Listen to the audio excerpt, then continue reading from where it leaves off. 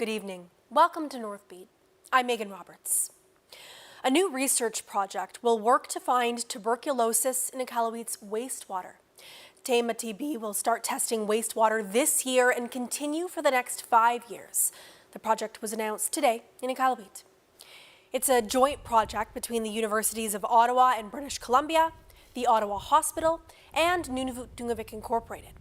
It's not an instant solution to eliminate TB from the territory, but it'll be used as a test to see if wastewater sampling should be added to the Government of Nunavut's current TB monitoring practices. Our intent is to work out the study in Iqaluit and then to prove that the science is in fact correct before we can then develop it into a program and a standard of care that we can move through Nunavut. The study will also test the wastewater of specific areas in the city, like the Iqaluit Men's Shelter. Alvarez says catching cases of TB early there is especially important. The study starts this year. It's funded through a $3 million grant from the Canadian Institute of Health Research and $500,000 from NTI. Black Press Media appears to be having money troubles.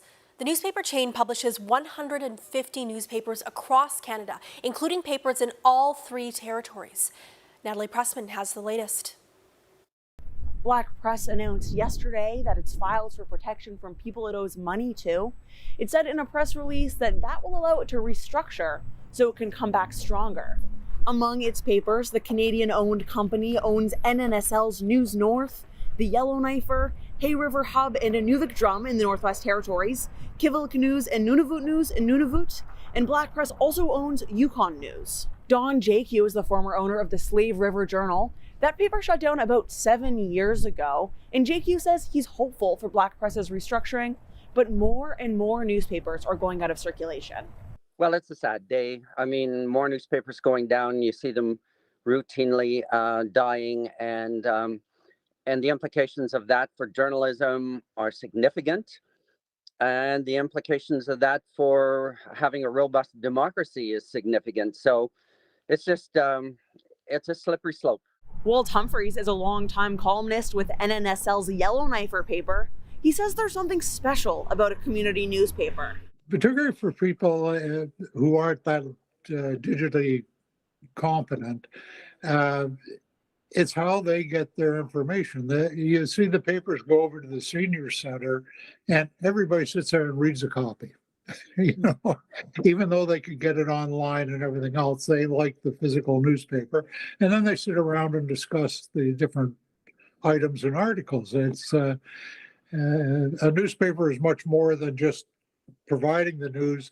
It also promotes that involvement in the community. Current NNSL publisher Mike Bryant declined to comment and directed CBC to Black Press head office. The head office did not respond to CBC's questions, but sent an emailed statement. It said that the company will be purchased by a group of investors, and if that sale does go ahead, the company intends to continue to publish impactful local journalism. Natalie Pressman, CBC News, Yellowknife. A Canadian North plane did not take off from Ottawa to Iqaluit on Saturday after smoke was detected in the cabin. A spokesperson for Canadian North says the smoke was spotted before takeoff and the aircraft safely returned to the gate and let passengers off. The airline says it's currently investigating the cause of the smoke and couldn't comment further. Several other Ottawa to Iqaluit flights were canceled this weekend because of mechanical issues. A plane was arranged to take passengers to Iqaluit on Sunday, and the airline also said all passengers were provided with meals and accommodations. Some flights from Ottawa were canceled again yesterday and this morning. That was due to a separate mechanical issue. A Tuktoyaktuk man has been found guilty of communicating with a witness and attempting to change evidence. Kelly Ovoyoak was originally charged in Inuvik in 2022.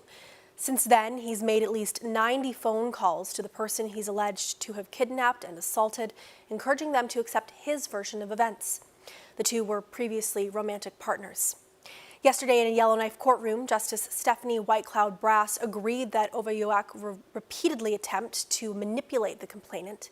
He had previously said he only asked the complainant to, quote, help him out. A sentencing date will be determined on January 23rd. Well, it finally feels like winter in the NWT after that lingering cold spell, but the snow levels haven't necessarily caught up to where they should be. In Hay River and Fort Simpson, there's half of what we should have at this time of year. And in Inuvik, there's double. The Territory is keeping an eye on all of this because it could be a factor in flooding this spring. But beyond how much snow falls, what's also important is how it melts. So if the snowpack melts out very quickly, all of that water will rush towards rivers and streams. And what it'll do when it gets to the rivers very quickly, it'll lift up the ice from the riverbanks and push large chunks of ice downstream where it'll jam. And when that happens, you get these ice jam conditions that hold back a lot of water.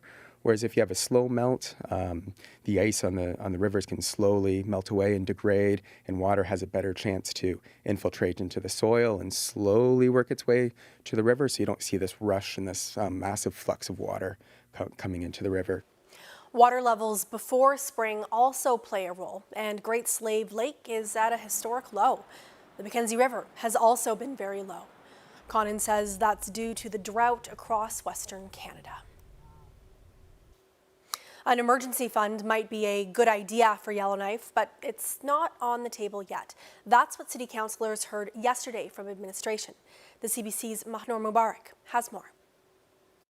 City staff told councillors that having no money set aside for emergencies is no longer an option. They're suggesting councillors create a reserve of money for emerging issues. It could help the city deal with unforeseen events, things like the impacts of climate change or cybersecurity or unexpected emergencies. And that discussion is happening with the upcoming wildfire season in mind. Staff are suggesting $3.5 million to start. That money would come from a general fund the city already has in its pocket. But that fund isn't outlined in the 2024 budget yet. Staff said they didn't want to put any parameters around it because it's up to council to discuss it. And since councillors are now heading into the budget process, now is a good time for that discussion. All of this came up yesterday when councillors got their first look at the draft budget. It's one of the many things on the table between now and February 12th when that budget is finalized. Mahnur Mubarak, CBC News, Yellowknife.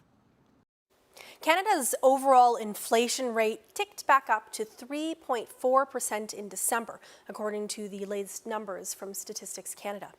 Analysts say it shows that the road to curbing inflation is going to be bumpy. Nisha Patel explains. The basics cost Canadians even more in December. Rent and the interest on mortgages. Groceries and gas prices all up compared to a year ago. It helped inflation heat back up to 3.4%. This will certainly, give the Bank of Canada pause, as it indicates we're not out of the woods yet on inflation. Some prices are falling as consumers rein in their spending. Travel services cost less, and so do home entertainment systems. We have seen very clear slowing in the economy. For instance, if you look at GDP, it basically hasn't grown in the last 9 months. The Bank of Canada wants to see inflation cool before it cuts the interest rates that have Canadians paying more to borrow money. Experts forecast that could come later this year, but the situation is still fragile. Because things are so volatile, you can't really make very many forecasts. Conflict in the Red Sea could throw the inflation fight off track. Houthi rebels are attacking cargo ships, disrupting a key shipping route. A lot of predictability is very, very important in the shipping industry, so it's causing some operational concerns that way. Shipping costs have spiked since the attack started. Experts say companies could start to feel the strain. We have those delays in transit times. If that continues, the impact continues to magnify throughout the supply chain. And while the system isn't as stressed as it was during the pandemic, prolonged tensions could fan the flames of inflation once more. To me, the single biggest risk is if we had a backup in energy prices. For now, inflation is still above the Bank of Canada's 2% target. Most analysts predict there won't be any interest rate cuts until June. Nisha Patel, CBC News, Toronto. With grocery prices still high, people are looking to stretch their dollar as far as possible. That could include grabbing items that are marked down because they're about to expire. But that deep discount is changing at Loblaw stores, including the Great Canadian Superstore and independent stores. They'll no longer be offering a full 50% off perishable items nearing their expiry date. Brett Ruskin has more on the new policy from Halifax. One way you can sometimes save money at the grocery store is to go to those discount carts, those bins, to pick up something like this. A sticker, 50% off this head of broccoli. I just picked this up here at this Halifax grocery store under the Loblaws brand. This sticker on this soon to expire piece of broccoli is going to expire itself as well, with Loblaws announcing and sharing details that the 50% off stickers are soon to be 30%. That's at Real Canadian Superstore, that's at Atlantic Superstore, No Frills as well, all of the brands under the Loblaw umbrella. So why is this happening? Well, Loblaw corporate communications managers are telling us that there is a wide range of discounts being offered right now, between 30%, 50%, depending on the store. So this offers some predictability and some consistency nationwide, also consistency between Loblaws and its competitors as well. It says that there is a variety of different discounts offered in-store, in flyer, as well as a Flash Food app. It's called the Flash Food app. That is the one that Loblaws is advising customers to use, but instead of picking out a piece of broccoli like I did, you have to select a box of a variety of different pieces of produce based on a single picture that you have. So there might be a big bag of onions with a cantaloupe and a soft looking cucumber and things that you may not always want in that purchase. You don't get to see and feel and see what you're buying before you purchase it. You secure it with the app, go and pick it up in store. You're forced to buy a picture. You can't really see the product, and these products are not as fresh. And so you want, as a consumer, you want to see your product before you actually buy it. You can't see if there's molding or anything like that. You basically have to make that leap of faith before you purchase anything. And so grocery chains pushing customers to use that app to perhaps save some money, but also get rid of some of its soon to expire produce. The main takeaway, those 50% off stickers that you see on produce that's set to expire soon like this will now read 30% at Loblaws stores all across the country. Brett Ruskin, CBC News, Halifax. Canada's deadly opioid crisis has people calling for action. Today, those voices came from Alberta. Dozens of Calgarians marched through the cold downtown this afternoon, demanding a safe drug supply. They want the province to allow for replacement of Alberta's unregulated drug supply with regulated alternatives. Karina Zapata was there.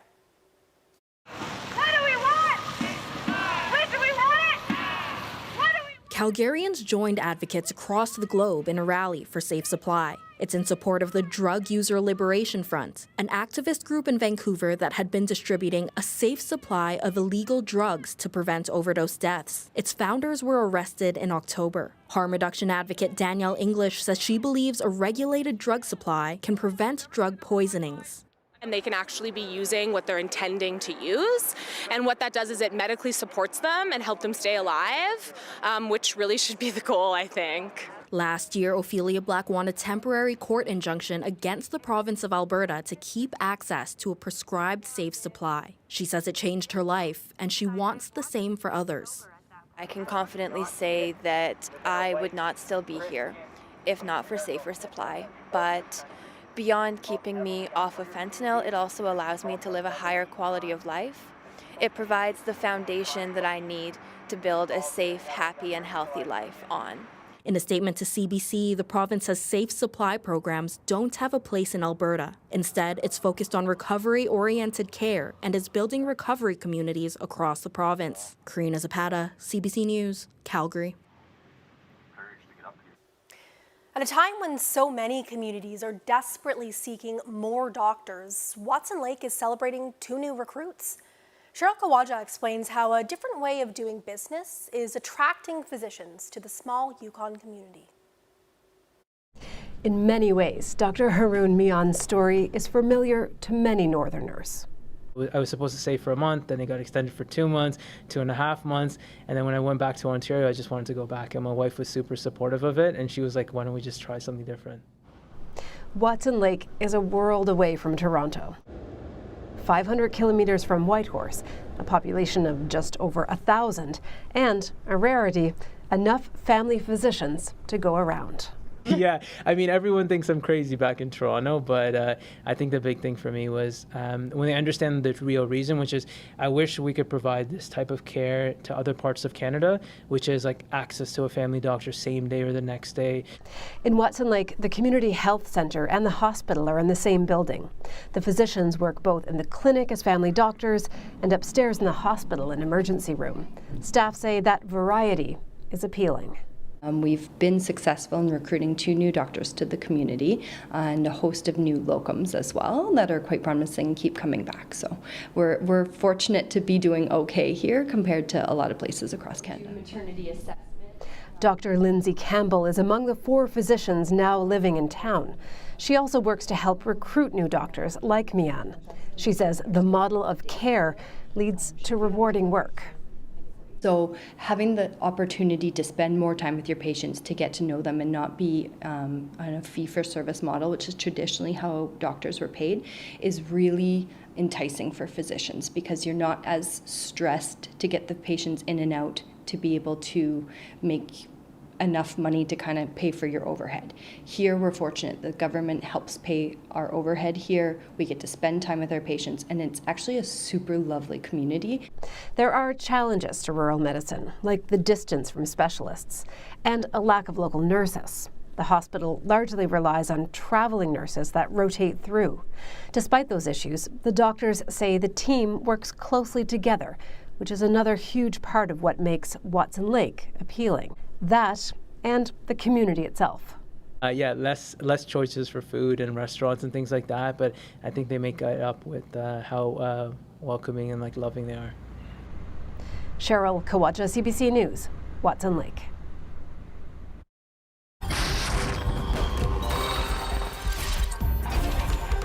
How can any of this be fair? Now you might think, hey, we just need more doctors, but that's not really it. A ration scheme here shows you where it starts, where it ends. Were you really willing to risk that job? Yes. At Thunder Bay's favorite festival, Wake the Giant. Ta-da! There it is.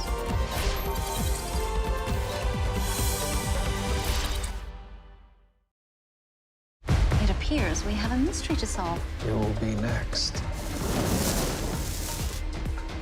He's dead. A murderer was murdered. Toronto Constabulary, stop!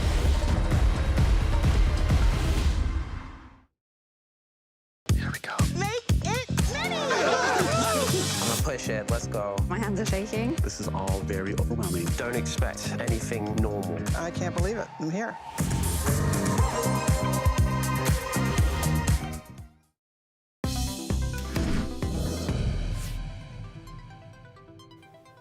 Dawson City's new recreation centre is once again a topic of discussion.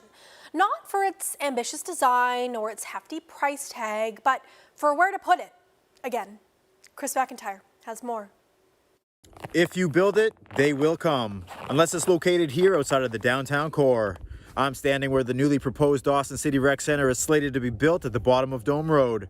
That is why Dawson City Mayor Bill Kendrick thinks it would be better somewhere else. Here, to be exact, behind Dawson's RCMP detachment in town.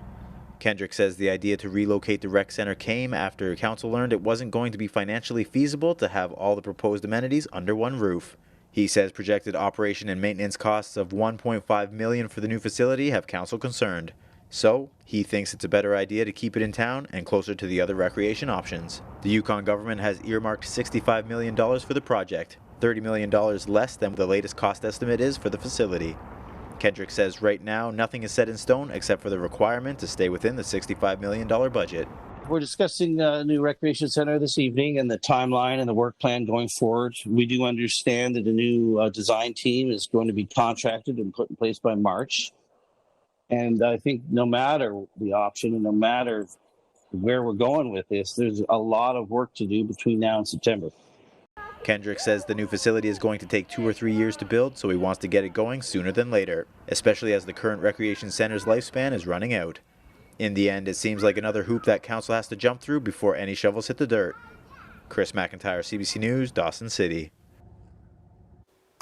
The work of an artist from the Carcross Tagish First Nation is at the heart of an effort to mark the Yukon's 125th anniversary.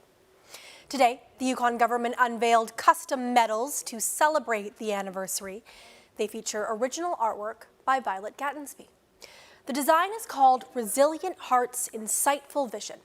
Gattensby created 250 medals to honor Yukoners who demonstrate the values of leadership and reconciliation. There's multiple stories intertwined into this coin, but all of them are from moments in my life where I felt like things were changing, and I kind of wanted to display that. One of the things that came up was balsam branches. It comes with great medicine, and we hold it very dearly to us, and to offer it out is to tell you we can heal together. 125 medals will be given to First Nations, who will distribute them at their discretion. The remaining will be awarded to Yukoners through nominations. Recipients will be announced later this year. The federal government will make a major fisheries decision later this month that will ripple throughout Atlantic Canada. It'll decide who gets access to catch the massive redfish population in the Gulf of St. Lawrence. As Paul Withers reports, it's created a major interprovincial battle. Before the Gulf redfish population collapsed in the early 90s, Nova Scotia's offshore fleet held half the overall quota.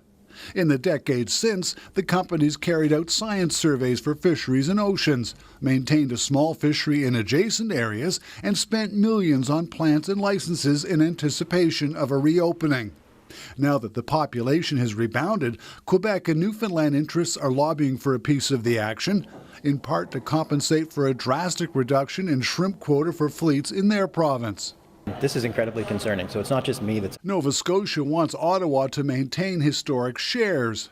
I would like for our quotas to be respected, in particular with this one, when our companies were the ones that pioneered this industry from the get-go. Last fall, he told his federal counterpart to change these established allocations would bring significant economic hardships to these Nova Scotia-based fleets and the hundreds of jobs in coastal Nova Scotia communities that they support, warning the apparent trend of altering long-standing quota agreements threatens to destabilize investment in seafood infrastructure, market, and product development.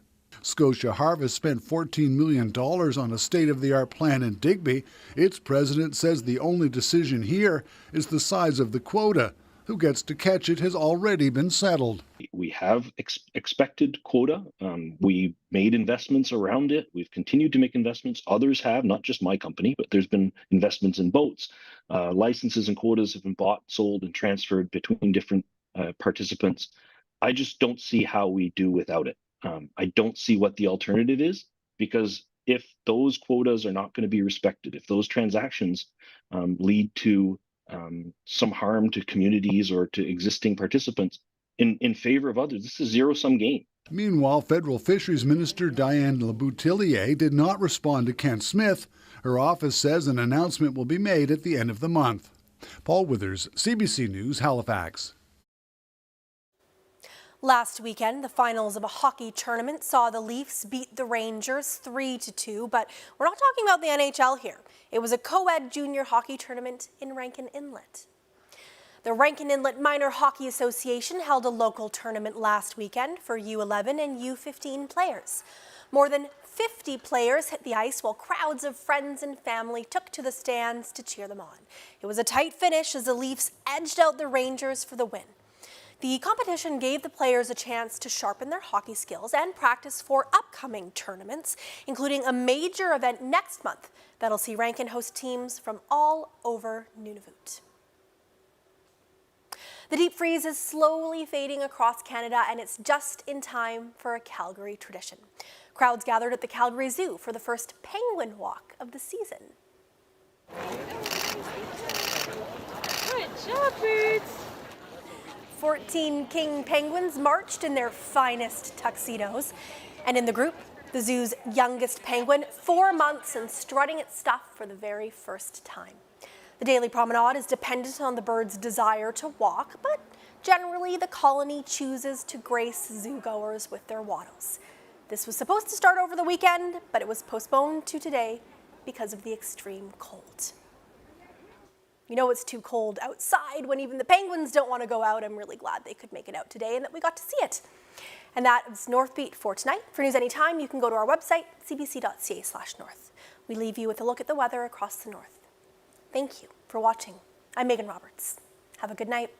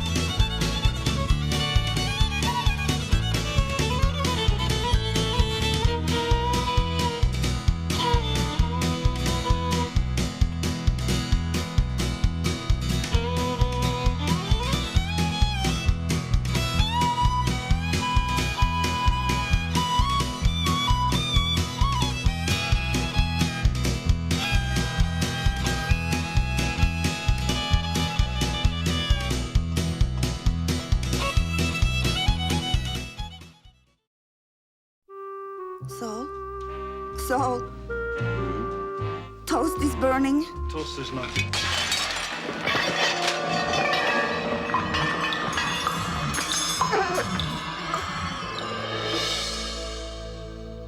Every time she has a seizure, she smells something burning. Now, if we can provoke that smell by probing the surface of the brain, we'll find the source of the seizures.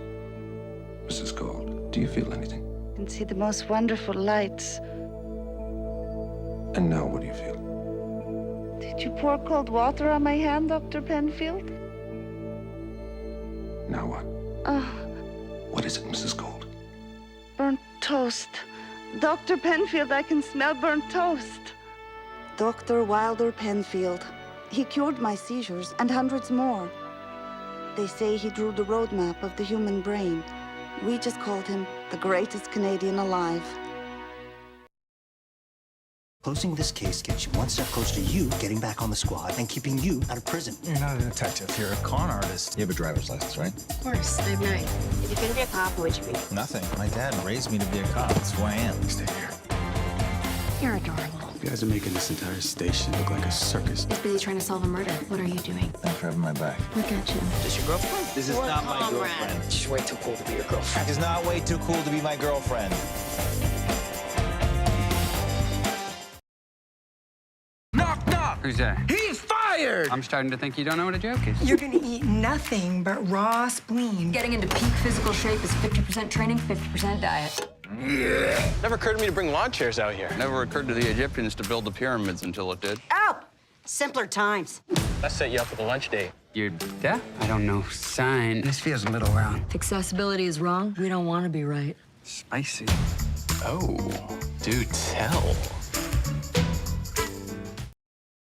Breaking news. The critics are talking. Oh, this is it. Imagine the Wonder Years if it were written by Gene Shepard. They twisted it all up. Well, you can't trust a newsman. Highly recommended. Onwards. Onwards. Heartwarming. This doesn't mean I'm better than anyone here tonight. It just says it. 100% fresh. Well, I suppose we don't need to get rid of the cable right this second. Son of a Critch. You look like a cod gasping for air. Name something you see people do on TV that you secretly could do better. Host. I knew that was hard. Family Feud Canada. Watch free on CBC Gen. We want you to know that you can ask us anything. Need help with your Riz? You just made Riz uncool. There is something that's been bothering me. Are mutual funds or ETFs better for my long-term goals?